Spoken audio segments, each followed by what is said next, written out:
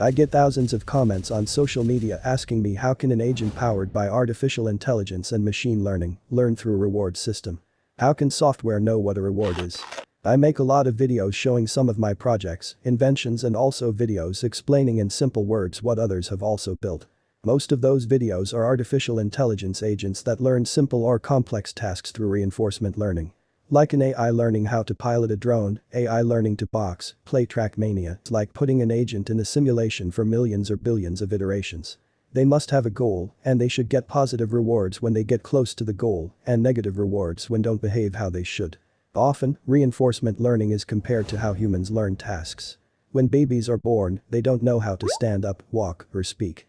They try over and over until they can. AI agents behave similarly. Often AI agents become smarter than humans in a specific task, like playing chess, because they can train through millions or billions of different tries in a couple of hours or days. Depending on the task, of course. But wait. Let's go back a little. How can a piece of software know what a good or a bad reward is? Well, it's simpler than you think. A reward is nothing more, nothing less than a simple number stored in their software. When they are training, their max value can increase or decrease based on their performance, and soon they start to figure how the patterns they should follow to maximize their value. Thanks for watching this video. If you enjoying, make sure to subscribe so I know to keep making more videos like this one.